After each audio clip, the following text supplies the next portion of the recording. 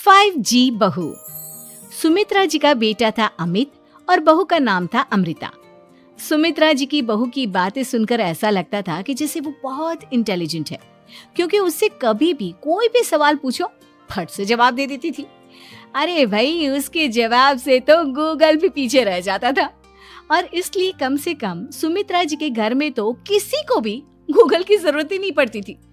जब भी घर में कोई बात चलती, कोई कुछ भी कहता, तो अमृता फट से कह देती, ये तो मेरे साथ भी हुआ था, मुझे इसके बारे में सब मालूम है।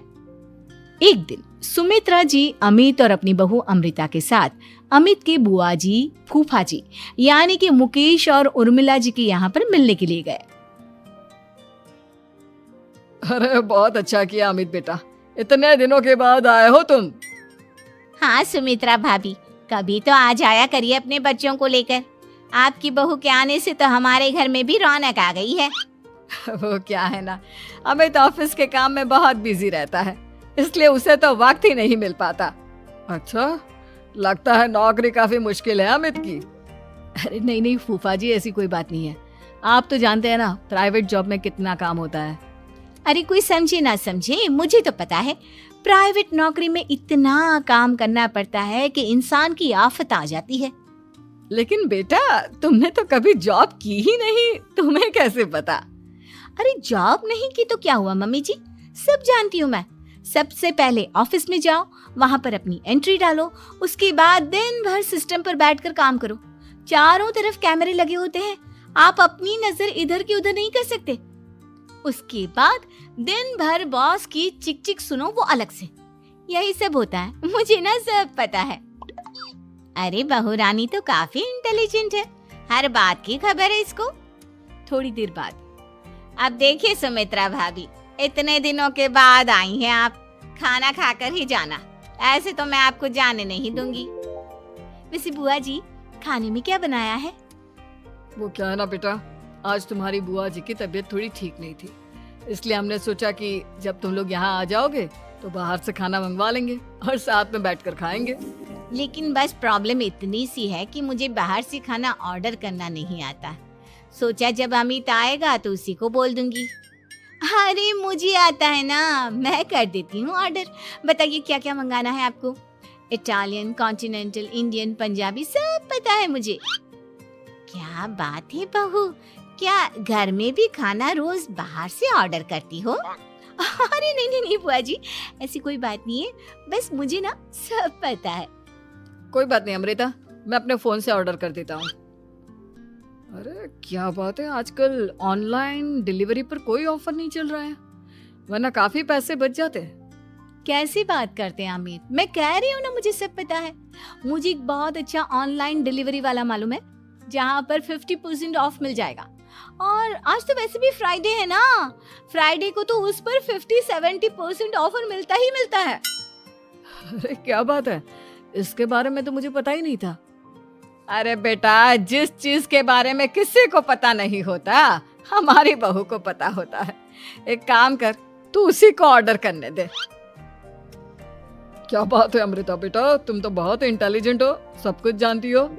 कुछ दिनों के बाद सुमित्रा जी की कुछ सहेलियां उनसे मिलने के लिए आती हैं।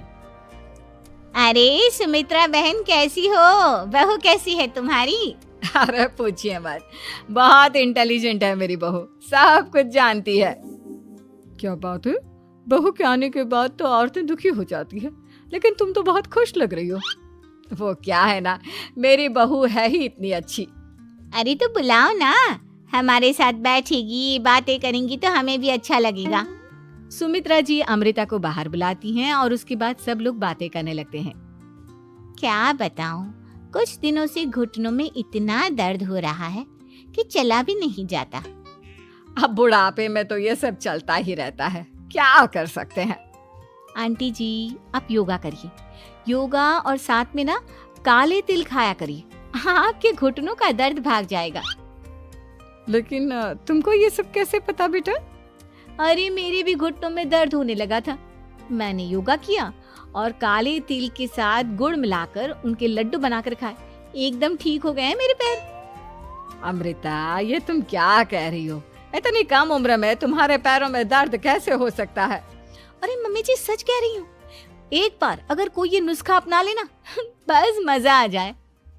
ठीक है बेटा, अगर तुम कहती हो तो मैं ये करके देखती हूँ।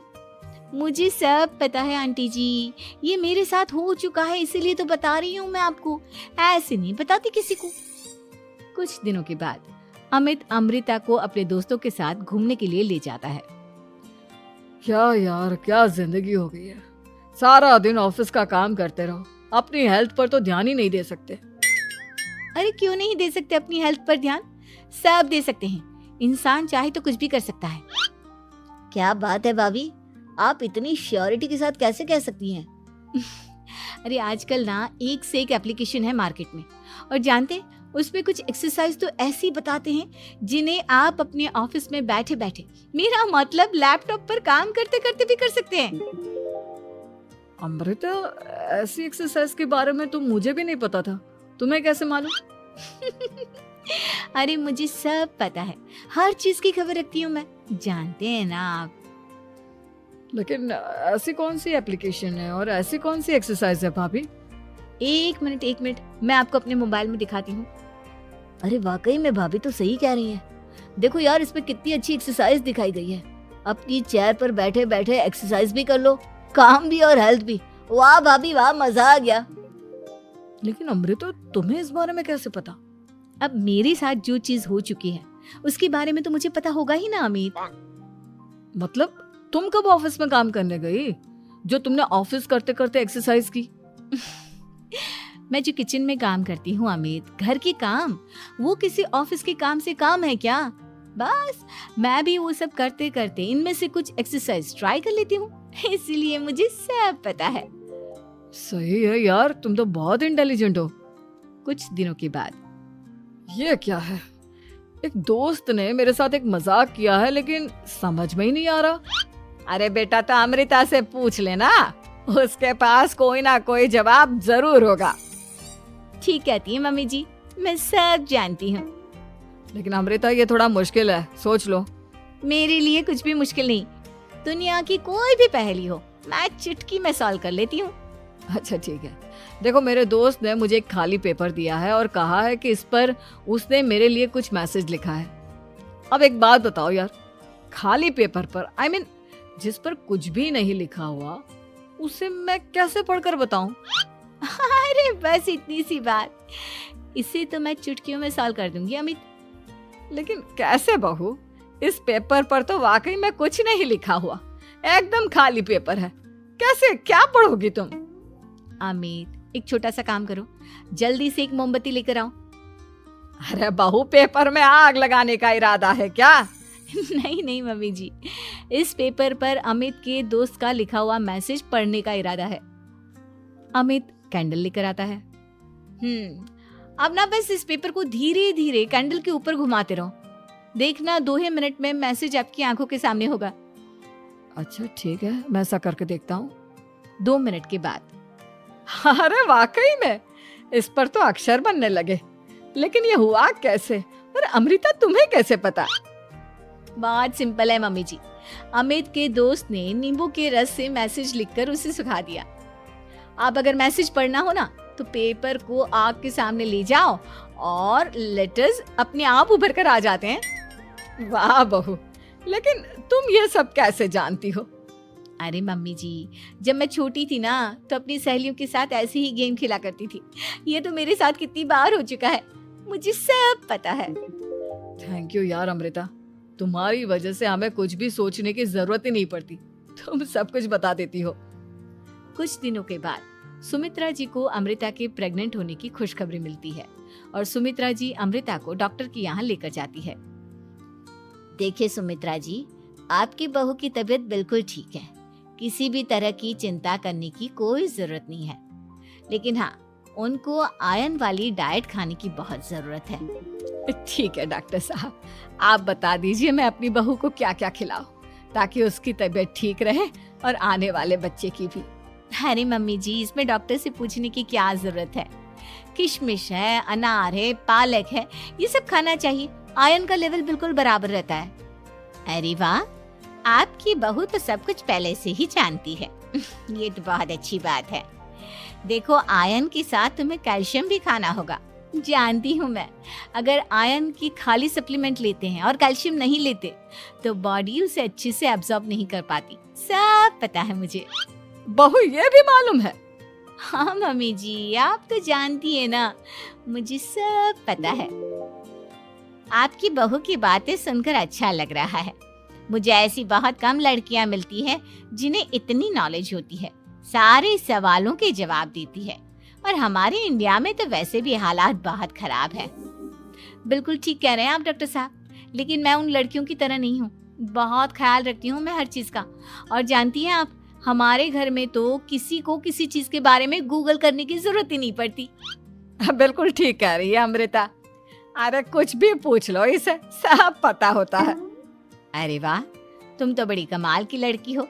चलो, ये तो बहुत अच्छी बात है, लेकिन फिर भी डॉक्टर की सलाह पर पूरा ध्यान देना चाहिए। वैसे क्या चाहिए तुम्हें, बेटा या बेटी? अरे डॉक्टर साहब, कुछ भी हो जाए, बस बच्चा अच्छे से हो जाना चाहिए। मुझे तो दोनों में से किसी से कोई भी परेशानी नहीं। और सुमित्रा जी, आप? डॉक्टर मैडम, मुझे तो लड़के और लड़की में कभी भेद करने की आदत ही नहीं है। पोता आए या पोती, मेरे लिए तो दोनों एक बराबर है। सुनकर अच्छा लगा। वैसे आप जानती हैं, हमारे यहाँ पर तो लोगों को बड़ी बेचैनी रहती है ये जानने की कि पेट में लड़का है या लड़की, लेकिन विदेशों में ऐसा नहीं होता।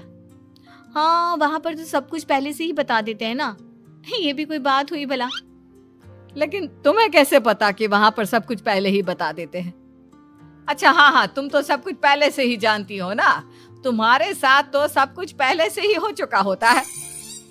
नहीं मम्मी जी, ये तो मेरे साथ पहली बार हो रहा है, इसलिए मैं ये डायलॉग नहीं बोल सकती। अमृता की बात सुनकर सुमित्रा और डॉक्टर दोनों हंसने लगते हैं।